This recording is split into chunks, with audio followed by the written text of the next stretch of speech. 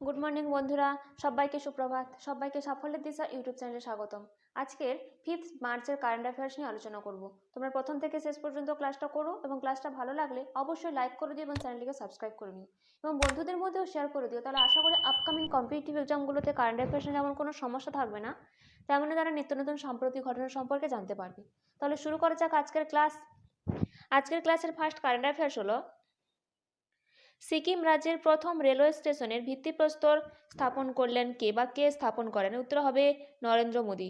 এই সম্পর্কে জেনে নেব। 26শে ফেব্রুয়ারি সিকিম রাজ্যে প্রথম রেলওয়ে স্টেশনের ভিত্তিপ্রস্তর স্থাপন করেন প্রধানমন্ত্রী নরেন্দ্র মোদী। প্রথম পর্যায়ে সেভক থেকে রংপো পর্যন্ত রেলওয়ের অবকাঠামো উন্নয়ন করা হবে। দ্বিতীয় ধাপে রংপো থেকে গ্যাংটক পর্যন্ত রেল প্রকল্প।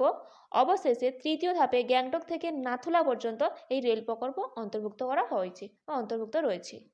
নেক্সট, লোকপালের চেয়ারপারসন হিসেবে কাকে নিযুক্ত করা হয়েছে? উত্তর হবে অজয় মানিকরাও খানউইলকরকে। এই সম্পর্কে জেনে নেব। ভারতের দ্বিতীয় লোকপাল হিসেবে বিচারপতি অজয় মানিকরাও খানউইলকরকে নিযুক্ত করা হয়েছে।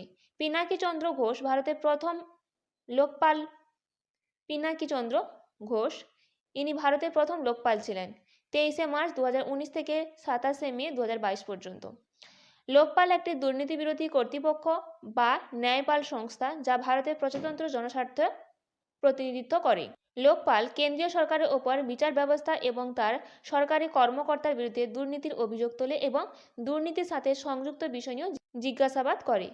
নেক্সট, কতজন মহাকাশচারীকে গগনযান মিশনের জন্য মনোনীত করা হয়েছে? উত্তর হবে 4 জনকে। এই সম্পর্কে জেনে নেব। ভারতের উচ্চাভিলাষী মহাকাশ মিশন গগনযান মিশনের জন্য 4 জন নভোচারীর নাম ঘোষণা করা হয়েছে। এই 4 জন মহাকাশচারী হলেন group captain Prashant Balakrishnan, group captain Ajit Krishnan, group captain Angad Pratap এবং wing commander Shubhanshu Shukla. Next, ব্রিটেনের রাজা তৃতীয় চার্লস কোন ভারতীয়কে সম্মানসূচক নাইটহুড প্রদান করলেন? এর উত্তর হবে সুনীল ভারতী মিত্তলকে। এই সম্পর্কে জেনে নেব। ভারতী এন্টারপ্রাইজের প্রতিষ্ঠাতা এবং চেয়ারম্যান সুনীল ভারতী মিত্তাল ব্রিটেনের রাজা তৃতীয় চার্লস কর্তৃক সম্মানসূচক নাইটহুড প্রাপ্ত প্রথম ভারতীয় হয়ে উঠেছেন। এর আগে রতন টাটা, রবিশঙ্কর এবং জামশেদ ইরানিও এই সম্মান পেয়েছেন। যুক্তরাজ্য এবং ভারতের মধ্যে বাণিজ্যিক সম্পর্ক জোরদার করার জন্য তাকে এই মর্যাদাপূর্ণ সম্মান দেওয়া হয়েছিল। নেক্সট, প্রধানমন্ত্রী নরেন্দ্র মোদী কোন রাজ্যে ইসরো এর দ্বিতীয় মহাকাশ বন্দরের ভিত্তিপ্রস্তর স্থাপন করলেন? উত্তর হবে তামিলনাড়ুতে। এই সম্পর্কে জেনে নেব।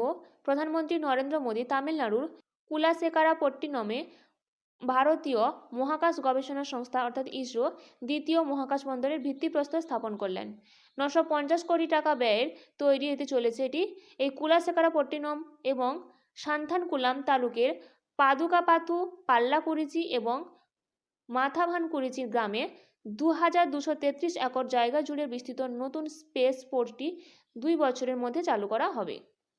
নেক্সট, সম্প্রতি কে খেলো ইন্ডিয়া ইউনিভার্সিটি গেমস 2023 এর শিরোপা জিতেছেন? উত্তর হবে চণ্ডীগড় বিশ্ববিদ্যালয়। এই সম্পর্কে জেনে নেব। 2020 হয়েছিল ওড়িশাতে, 2021-22 এটি হয়েছিল বেঙ্গালুরুতে, 2022-23 এটা উত্তরপ্রদেশ ইউপি, 2023-24 এটা হয়েছে আসামে, যেটা অনুষ্ঠিত হয়েছিল আসামের গুয়াহাটিতে। এটি অনুষ্ঠিত হয়েছিল কোথায়? গুয়াহাটির সরুজাই স্পোর্টস কমপ্লেক্স অনুষ্ঠিত হয়। ফার্স্ট চণ্ডীগড় বিশ্ববিদ্যালয় 71টি পদক পেয়েছে।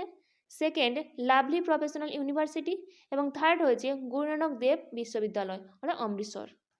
এছাড়াও এখানে স্ট্র্যাটেজিক আকারে দেখে নেব।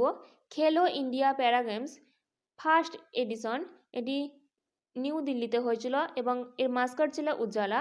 টপ হয়েছিল হরিয়ানা।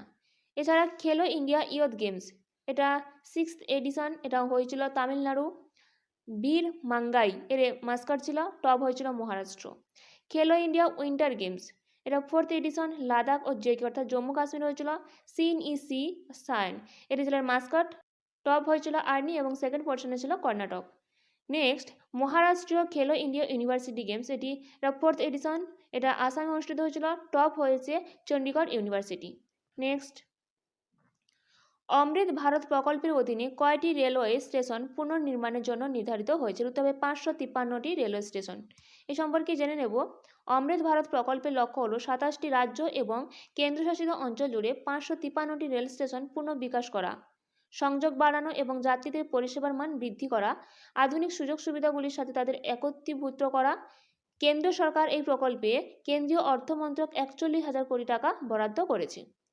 নেক্সট, সম্প্রতি কে এনএসজি এর মহাপরিচালক নিযুক্ত হয়েছেন? উত্তর হবে দলজিৎ সিং চৌধুরী।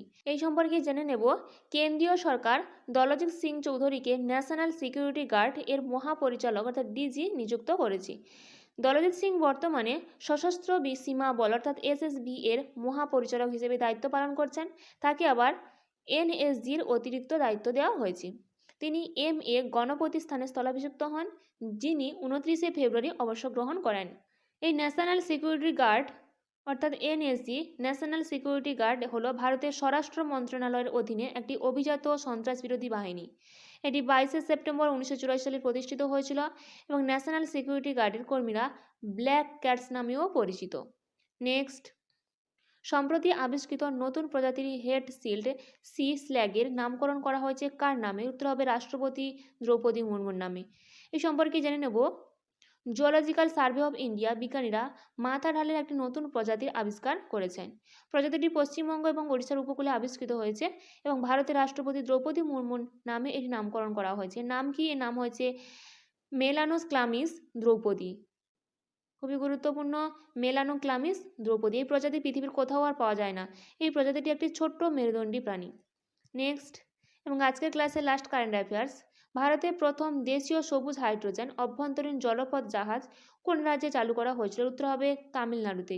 এ সম্পর্কে জেনে নেব, প্রধানমন্ত্রী নরেন্দ্র মোদী তামিলনাড়ুর থুথুকুডিতে ভারতের প্রথম দেশীয় সবুজ hydrogen fuel cell inland waterway vessel চালু করেছেন। এটি কোচিন শিপইয়ার্ড দ্বারা ডিজাইন এবং তৈরি করা হয়েছে। এই জাহাজের দৈর্ঘ্য 24 মিটার এবং এতে 50 জন যাত্রীর বসার জায়গা রয়েছে।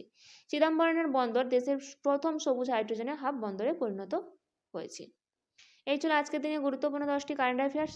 এইরকম গুরুত্বপূর্ণ 10টি কারেন্ট অ্যাফেয়ার্স পেতে অবশ্যই সাফল্যের দিশা ইউটিউব চ্যানেলটিকে সাবস্ক্রাইব করে নিও। আজকের ক্লাসটা এই পর্যন্ত।